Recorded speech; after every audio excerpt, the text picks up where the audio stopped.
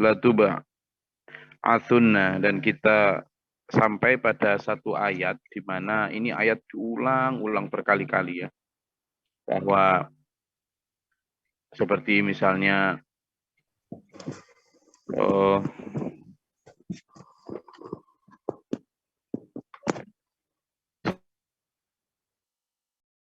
dijelaskan tentang a'inna lama ba'uthun gitu biasanya. Aidza mitna wa kunna turaban wa 'idhaman a'inna lama ba'uthun. Aidza kunna, dan apakah ketika kita mitna telah mati, ya kan? Aidza mitna, kami telah mati, wa kunna, dan sungguh kami, idhaman, telah jadi tulang belulang gitu. Idhaman, telah jadi tulang belulang. Inna, apakah benar-benar kami lama ba'udun, akan dibangkitkan. Kalau orang-orang yang zaman dulu itu tidak percaya,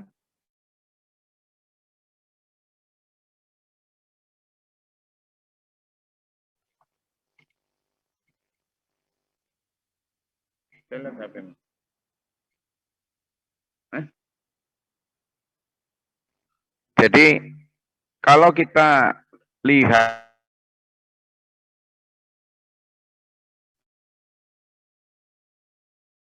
sampaikan atau yang disampaikan oleh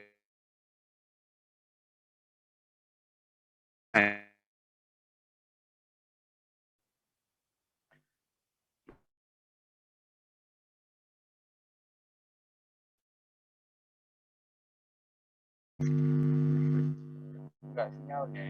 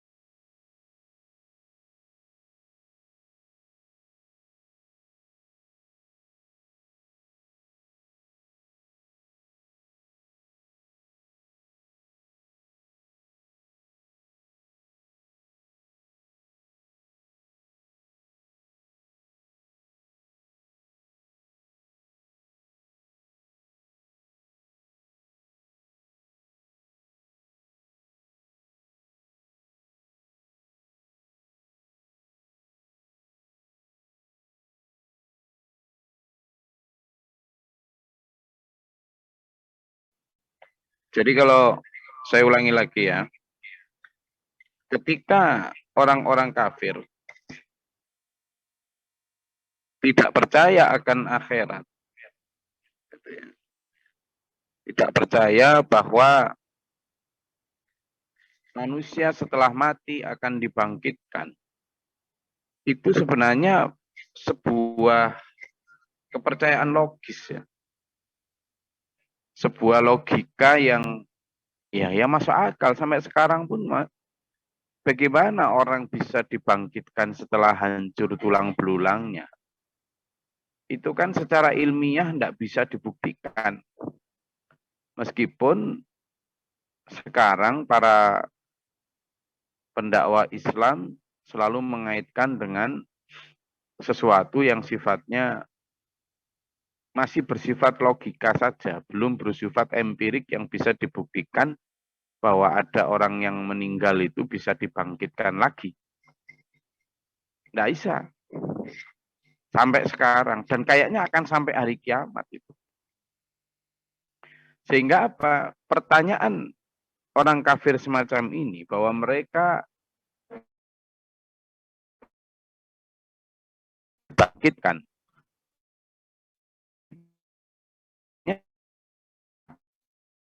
Kiamat. Gitu. Jadi pertanyaan itu akan tetap sampai nanti hari kiamat. Pertanyaan yang kadang juga menghantui pikiran orang-orang Islam yang secara lahir amantu bil yaumil qiyamah toh. Aku percaya pada hari kiamat. Enggak iya tak benar-benar kita percaya gitu kan. Kalau memang percaya, kok nggak terlalu banyak persiapan. Wong kita loh dulur, misalnya ya,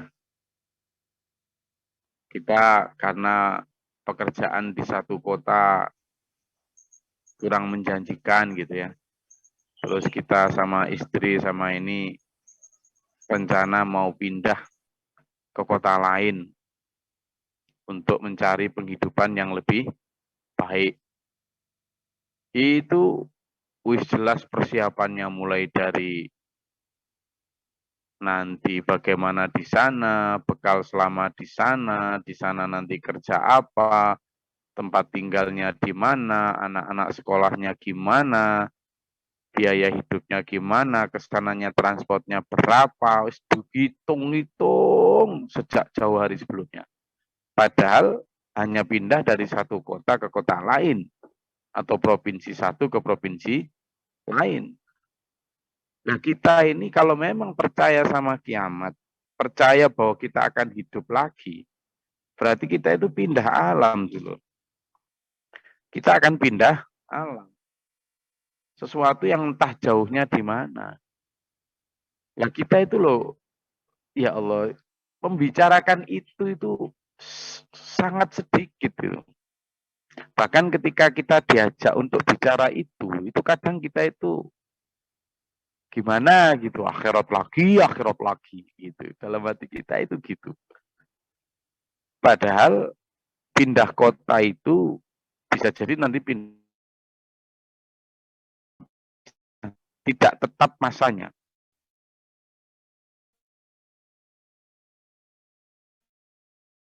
Ya. Sementara kalau kita pindah ke akhirat, pindah alam, itu pindah untuk selamanya. Logis nggak kalau kita kemudian mikirkannya itu hanya sekedarnya saja? Proporsional enggak itu? Rasional enggak itu? Perbandingannya gitu tuh. Makanya jika orang dulu tidak percaya itu ya pantas karena bahkan orang-orang sekarang pun masih kadang banyak yang tidak percaya gitu.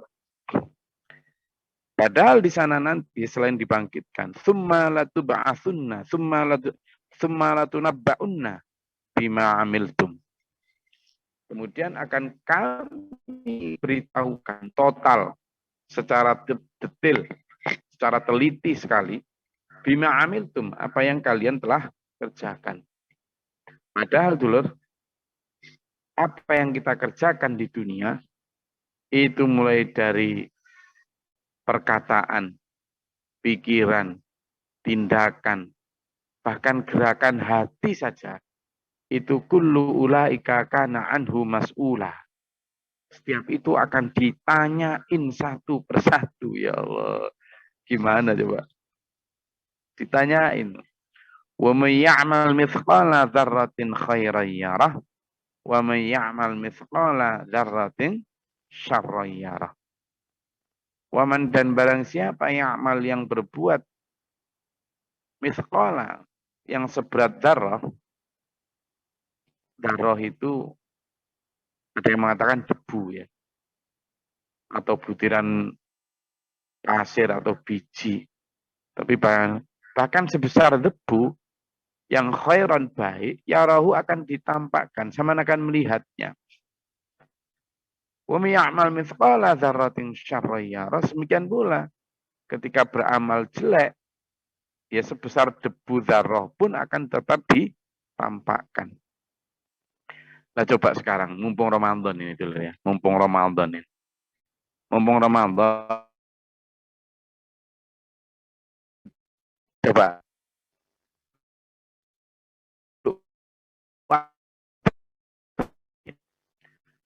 Itu gerakan hati. Nah kalau fuada saja ditanya. Gerakan lidah ditanya. Gerakan tangan ditanya. Yo opo, gimana kita? Dalam sehari saja, pikiran kita tentang orang lain mungkin berprasangka begini, berprasangka begitu, ditanya semua. Lalu lisan kita nanti berapa huruf, berapa kata, berapa kalimat, ditanya semua. Itulah makanya akhirat itu disebut juga sebagai yaumul tsaqila, ya. Apa? Hari yang berat. Yaumul tsaqila itu hari yang berat. Hari yang enggak gampang terus yang penting wis seneng karo wong soleh wis babal-bablas. Sekarang kan sering dipakai guyon gitu ya. Mbah, nanti kalau di surga panggil aku ya, pokoknya bilang aja saya kenal sama Mbah ini, lolos. Dipikir masuk surga itu kayak penyeberangan kapal terus kenal orang dalam gitu. Yang penyeberangan kapal aja ribetnya setengah mati sekarang. Dibikin ribet kan, harusnya nggak ribet, tapi dibikin ribet. Apalagi nanti di akhirat, di mana malaikatnya itu nggak bisa disogok. Saya ulang ya, malaikat itu bukan petugas pelabuhan, bukan petugas bandara, bukan petugas parkir, bukan petugas kecamatan yang bisa disogok. Nggak bisa, lur. Mereka nggak buta duit sampean. Juga nggak menerima alasan. Nah ini yang disebut latunabba'unna. Sungguh kami akan beritahukan bima amiltum. Wadzalika 'ala Allah yasir. Kata kita.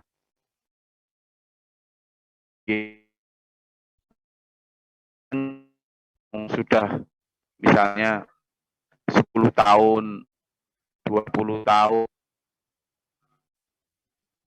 Umur seseorang itu loh. Bisa jadi 60 tahun, ada yang 100 tahun. Masa hurufnya itu tercatat semua? Tercatat. Sekarang itu ya, canggihnya aplikasi-aplikasi itu. Wong sampean, saya ngomong gini nih. Misalnya direkam aplikasi, banyak itu aplikasi, ada instan apa itu? Ya, transkrip instan gitu. Saman ngomong gini nih, itu nanti tercatat langsung itu. Tiap kata, tiap huruf itu tercatat langsung. Dan itu detail. Kita ngomong itu dicatat semua. Bisa itu. Sampai nanti akhirnya berapa huruf itu dikalkulasi sekian ribu huruf atau sekian ribu kata di dalam 1 menit tadi. Itu kecatat semua. Apalagi Allah. Makanya di sini disebut wadzalika 'ala Allahi yasir. Dan itu buat Allah mudah. Jadi tadi kemarin ada yang ngeluh sama saya karena dagangan jajanannya hilang. Jadi dagangan ciki-ciki gitu-gitu hilang. Padahal mau dijual toh. Saya bilang, lihat aja di rekaman CCTV-nya. Nantilah kelihatan semua. Loh, kalau manusia sekarang saja sudah bisa melihat semua dari catatan CCTV, apalagi Allah yang punya CCTV yang jauh lebih canggih daripada manusia. Jadi itu yang wallahu bima ta'maluna khabir. Wallahu wadzalika 'ala Allahi yasir. Gampang buat Allah itu untuk mengumpulkan seluruh detail rekaman kita, baik kata, perbuatan, bahkan hati. Kalau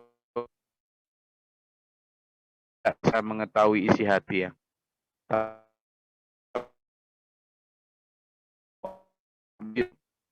Termasuk maafis sudur,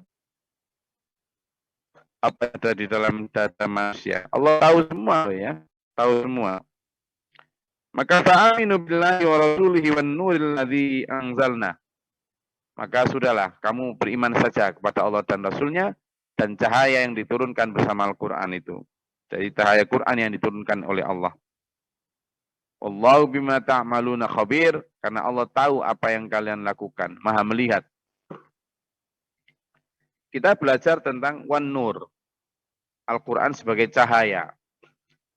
Nanti ya, setelah ngaji ini, kita itulah doanya begini. Allahumma arhamna bil Qur'an waj'alhu lana imaman wa nuran wa hudan wa rahmah. Itu kalau kita nanti harus tahu artinya. Allahumma arhamna bil Qur'an, ya Allah rahmatilah kami dengan Quran. Waj'alhu, dan jadikan Quran itu lana bagi kami hudan, ya pertama. Waj'alhu lana, banyak. Waj'alhu lana imaman, sebagai leader, sebagai guide, petunjuk. Imaman itu pemimpin. Jadi Quran pemimpin kita itu. Ya. Makanya sampean dalam hal mencari petunjuk hidup, pembimbing hidup, ya carilah yang membawa Quran.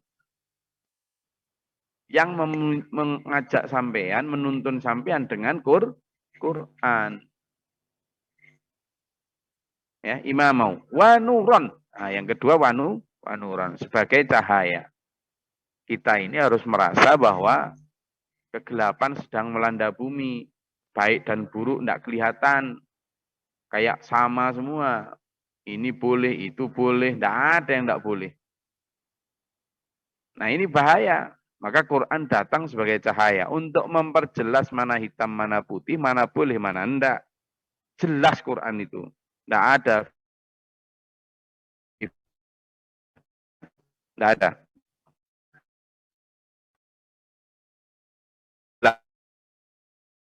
Muhkamat.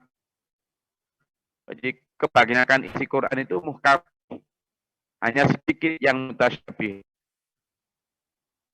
Maka jangan ibtigha takwil. Jangan mencari-cari takwilnya. Ikuti saja orang yang membawa Quran itu sebagai nuron. Lalu wahudan sebagai petunjuk. Guide. Google Map. Nah, Google Map kita itu Quran. Belok kanan, belok kiri, lurus, berhenti. Naik, turun, berhenti dulu, jalan lagi. Itu Quran. Disuruh pakaiannya seperti apa, kalau waris seperti apa, hukum mencuri seperti apa. Ya, Quran itu. Kalau ada orang yang membunuh, gimana cara menghukuminya. Kalau perdagangan itu bagaimana yang benar. Bagaimana ini itu Quran, itu wahudan. Warahmah, dan bentuk apa? Rahmat. Jadi kalimat nuru di sini sebut wan nuril ladzi anzalna, dan cahaya Quran yang kami turunkan, berarti perlu cahaya karena memang manusia dalam keadaan kegelapan. Cuma manusia tidak selalu merasa bahwa mereka gelap. Kadang mereka merasa baik-baik saja. Ini yang bahaya ya. Karena itu sampean dan saya ngaji seperti ini untuk memastikan kita meskipun dalam kegelapan selalu mencari cahaya terang. Oke? Oh, kalau ada yang mau ditanyakan.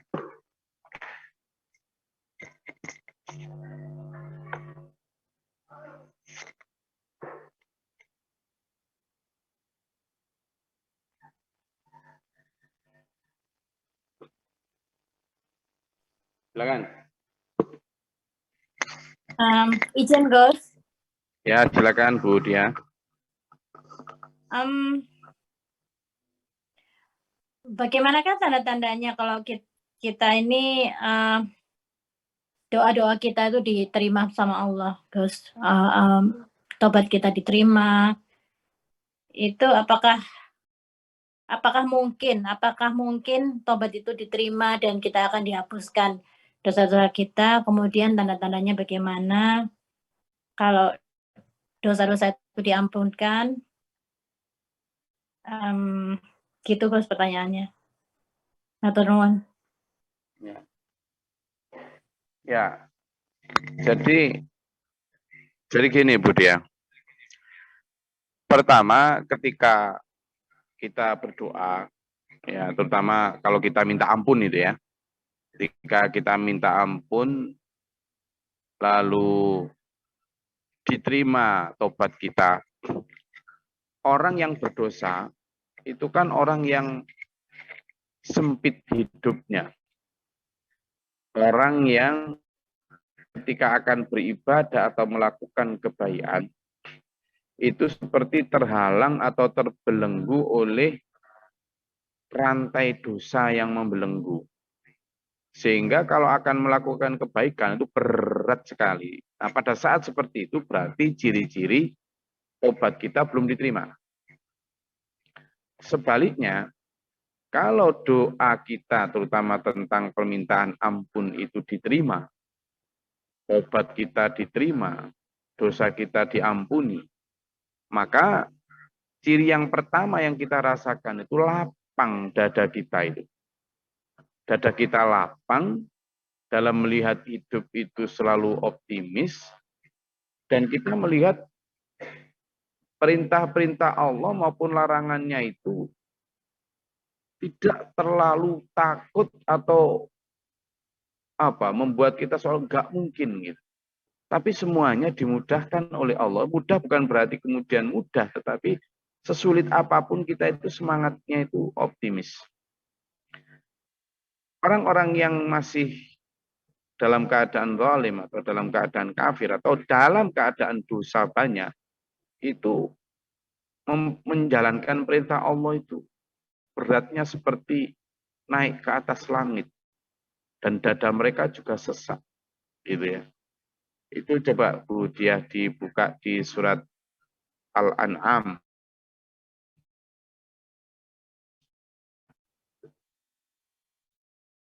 Surat keberapa? Maaf. Ya, nggak apa-apa. Coba siapa yang membantu Bu Diah di surat Al-An'am ayat 125. Surat ke-6. Surat ke-6 Bu Diah. Ya.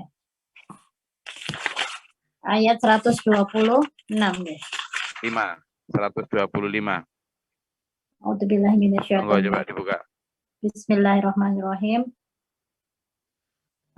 Barang siapa dikehendaki Allah akan mendapat hidayah atau petunjuk, dia akan membukakan dadanya untuk menerima Islam. Dan barang siapa dikehendakinya menjadi sesat, dia jadikan dadanya sempit dan sesak seakan-akan dia sedang mendaki ke langit. Demikianlah Allah menimpakan siksa kepada orang-orang yang tidak beriman. Nah, ya, yang dibaca Bu Diah tadi itu barang siapa yang dikehendaki Allah untuk mendapat hidayah atau petunjuk, maka Allah akan membukakan atau melapangkan dadanya untuk menerima Islam itu. Untuk menerima Islam itu. Jadi dia melihat petunjuk-petunjuk, dia melihat semuanya itu sesuatu yang lapang, mudah dimengerti.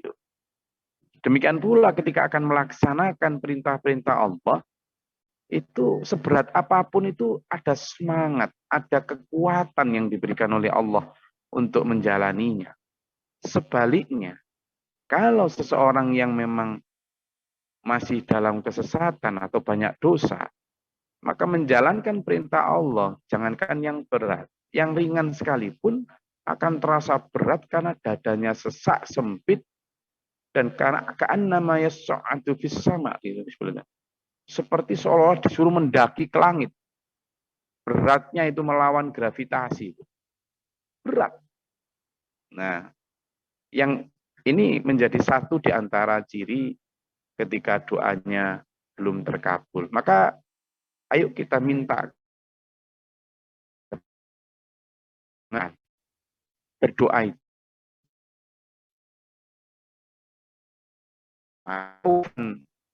Karena takut tidak diterima,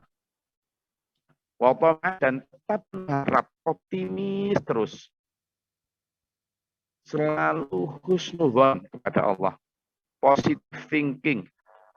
Selalu ada harapan. sebelum seseorang itu meninggal, maka selalu ada harapan untuk baik, selalu ada harapan untuk mendapatkan hidayah. Jadi itu. Nah, jadi tetap harus optimis. Karena apa? Takdir itu ada di tangan Allah. Dan ikhtiar itu ada di tangan kita. Allah mewajibkan kita ikhtiar sambil berharap takdir baik. Maka itu, Budi, ya, satu di antara ciri ketika doa kita terkabul itu adalah dada kita terasa lapang, melihat kebenaran itu selalu dimudahkan, dan menjalani perintah Allah seberat apapun itu selalu dikuatkan. Nah, ini yang harus kita minta. Makanya ketika ada ujian, kita itu jangan minta dihindarkan dari ujian, tapi diberikan kekuatan seberat apapun yang diberikan ujian. Satu di antara kekuatan kita itu adalah dengan cara saling mensupport di antara dulur-dulur jamaah. Makanya dalam Islam itu disebut sebagai kal jasadil wahid, seperti satu tubuh. Karena beratnya agama itu menjadi lebih ringan ketika dipikul bersama-sama. Nah, ciri lain atau bentuk lain dari doa kita terkabul itu adalah ketika tidak saja apa yang kita minta itu diberikan, tapi kita itu menjadi lebih dekat kepada Allah. Menjadi lebih dekat kepada Allah. Jadi lebih cinta, kemudian lebih rindu, sehingga kita ini ketika menjalani seperti sholat dan ibadah-ibadah lain itu tidak saja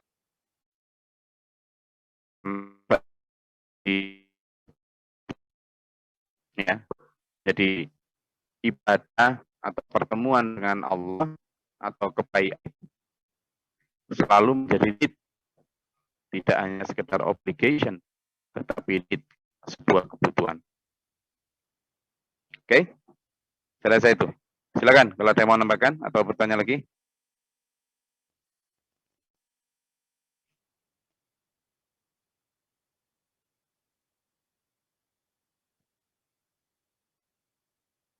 Sudah?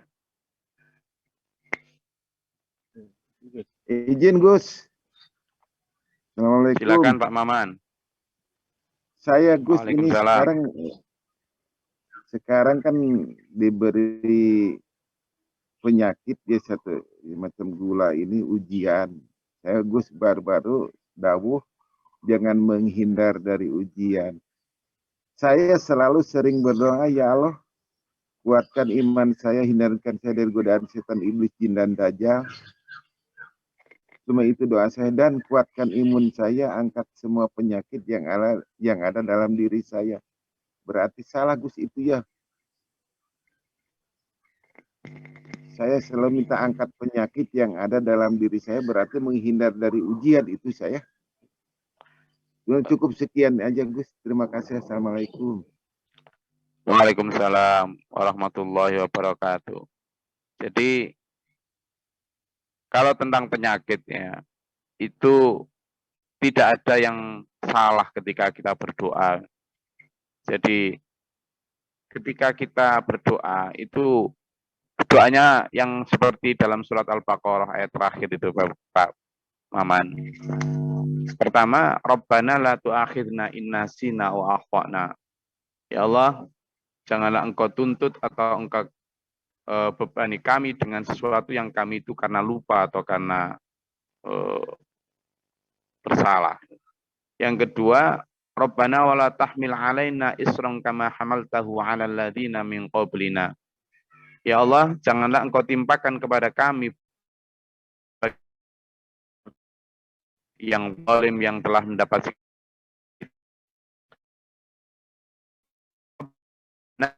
ya. Yang ketiga, wala tuhammilna ma la taqata lana. Ya Allah, janganlah engkau bebani aku yang sekiranya aku menurut standarmu aku tidak kuat. Jadi itu ya artinya ya. Rabbana wala tuhammilna ma la taqata lana bih.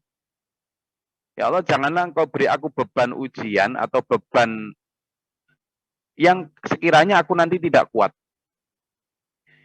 Gitu. Tapi tidak kuat ini menurut standar Allah. Padahal Allah itu la yukallifullahu nafsan illa wus'aha. Allah itu tidak akan membebani seseorang kecuali dengan kemampuannya. Sehingga tetap benar bahwa kita tidak kok meminta dihindarkan dari ujian. Tetapi minta kepada Allah tidak dibebani ujian di luar kemampuan kita. Itu doanya. Maka ketika kemudian ada ujian, berarti Allah sudah mengukur kemampuan kita. Sudah pasti itu.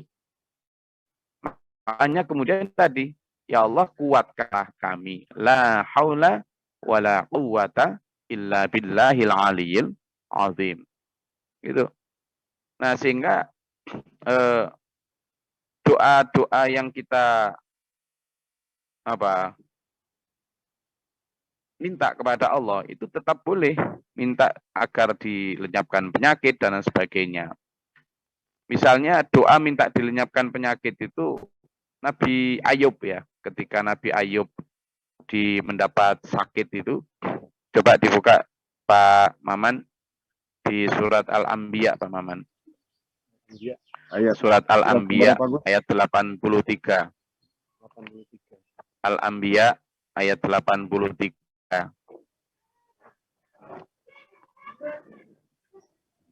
Surat keberapa? Al-Anbiya.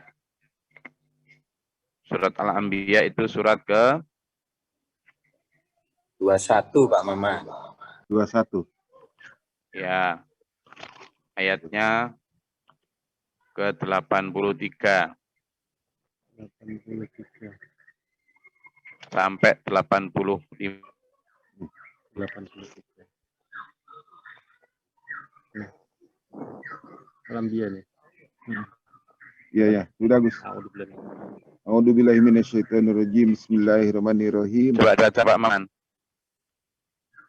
A'udzubillahi minasyaitonirrajim. Bismillahirrahmanirrahim.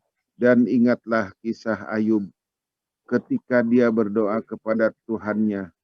Ya Tuhanku, sungguh aku telah ditimpa penyakit, padahal Engkau Tuhan yang Maha Penyayang dari semua yang penyayang. Nah, Maka kami kabulkanlah doanya, lalu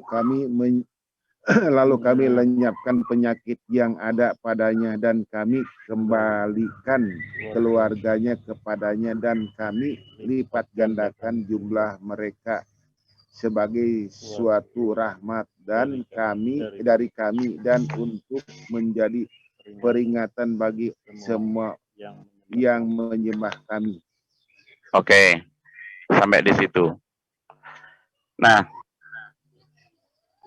di ayat itu Pak Maman, itu jelas banget bahwa Nabi Ayub itu berdoanya itu sekedar begini.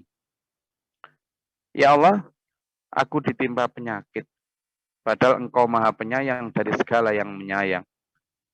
Nabi Ayub berdoa itu setelah hampir 7 tahun lebih mendapat penyakit. Dalam proses 7 tahun lebih itu, Nabi Ayub tidak pernah mengeluh dan tidak pernah meminta sembuh. Bahkan ketika diminta oleh istrinya untuk minta sembuh, beliau mengatakan, sebelum ini aku sudah puluhan tahun sehat. Sekarang aku diuji beberapa tahun sakit saja kok sudah mengeluh minta sembuh. Betapa kurang bersyukurnya aku dan kurang tabahnya aku. Itu Nabi Ayub. Nah, baru setelah sekian tahun lamanya, Allah mewahyukan kepada Nabi Ayub untuk berdoa itu. Jadi,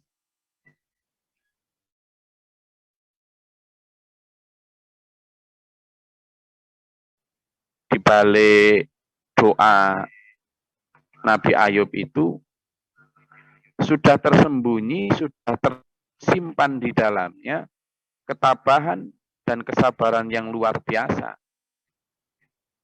Itu. Nah, alhamdulillah akhirnya dikabulkanlah doa itu. Sesuatu yang sebelumnya tidak hanya penyakit, bahkan Nabi Ayub itu hartanya habis, anaknya habis, semua habis. Ya, jadi ceritanya itu kan saking taat dan ahli ibadahnya Nabi Ayub, setan sampai tidak punya celah untuk menggoda dari apapun. Maka dia kemudian, setan minta izin kepada Allah untuk pertama menghabiskan seluruh hartanya Nabi Ayub. Jadi Nabi Ayub itu lumayan kaya ya, ternaknya luar biasa banyak. Langsung dirok sama setan, mati semua, diizinkan sama Allah. Ternyata Nabi Ayub tidak kemudian mengeluh, tapi tetap bersyukur dan tetap taat. Maka kemudian minta lagi kepada Allah izin untuk membunuh semua anaknya Nabi Ayub. Anaknya Nabi Ayub banyak. Ya, ternyata meninggal semua. Nabi Ayub sedih, wajar, tapi tidak menghalangi atau mengurangi semangat ibadahnya. Setan hampir putus asa, tapi nggak setan kalau putus asa itu. Maka setan pun minta izin kepada Allah lagi. Sekarang aku akan izin untuk menimpakan penyakit kepada Ayub. Sebuah penyakit yang membuat Ayub akan dijauhi umat masyarakat. Diizinkan sama Allah. Sehingga Nabi Ayub kena penyakit yang membuat sampai terusir dari kampungnya. Apakah Nabi Ayub kemudian berkurang ibadahnya? Enggak, tetap tabah. Di sana juga yang keempat, tersimpan ujian buat istri Nabi Ayub yang cantik luar biasa, namanya Rahmah.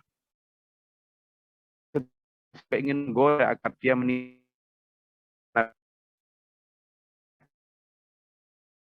muda istrinya Nabi Ayub supaya meninggalkan Nabi Ayub. Tapi si Rahmah istrinya Nabi Ayub tetap setia, sehingga terkabulnya doa itu adalah karunia Allah buat dari kesabaran, ketaatan, loyalitas, keikhlasan, dan ketangguhan di dalam menerima semua ujian Allah. Maka para nabi, para rasul itu seperti yang dibaca Pak Maman tadi, adalah semua kisah itu adalah untuk peringatan, untuk pelajaran bagi orang-orang seperti kita. Ya, itu kan perumpamaan itu sebagai orang-orang yang wadzikra lil abidin. Orang-orang seperti kita yang mengaku orang-orang yang beribadah harus mengambil pelajaran dari kisah-kisah tersebut. Jadi gitu Pak Maman dan sedulur semua, saya rasa cukup kajian kita pada pagi hari ini. Tetap tabah, tetap sabar, tetap berdoa kepada Allah. Insya Allah, Allah sudah mengukur semua ujian itu untuk kita. Kita minta saja kepada Allah diberi kekuatan, ya, diberi kekuatan, kesabaran, ketabahan, dan kebersamaan dalam menjalani ujian ini sampai akhir hayat kita. Husnul Fatimah. Amin. Allahumma sholli wa sallim barik ala sayyidina Muhammadin. Allahumma fir lil mu'minin wal mu'minat wal muslimin muslimat al ahya'i minhum astaghfirullahaladzim. Allahumma hdina fi man hadait wa afina fi man afait wa lana fi man tawallait wa barik lana fi ma atait wa qina syarra ma qadait fa innaka taqdi wa la yuqda 'alaik. Wa inna ladul man walaitu al izzu man tabarak rabbana wa ta'ala alhamdulillah ma qadait astaghfiruka wa atubu ilaik. Wa sallallahu sayyidina Muhammadin. Allahumma dafa'na al bala wal waba wa qad hasidin min al jinn wa syaitan jam kufar. ربنا نجينا ولينا واسكبنا من قوم الظالمين ربنا لا تجعلنا في القوم الظالمين اللهم ارفع درجاتنا في الدين اللهم افتح لنا باب السماء برحمتك اللهم انزل علينا رحمة بعدد القدر الامطار وبعدد ورح الاشجار وبعدد رمي بالحرب بقاء الله الملك الجبار برحمتك ربنا امنا فاكتبنا مع الشاهدين ربنا لا تزغ قلوبنا بعد إذ هديتنا وهب لنا من لدنك رحمة انك انت الوهاب ربنا واجعلنا مسلمين لك ومن ذريتنا أمة مسلمة لك وارنا مناسكنا في الآخرة حسنة وقنا عذاب النار.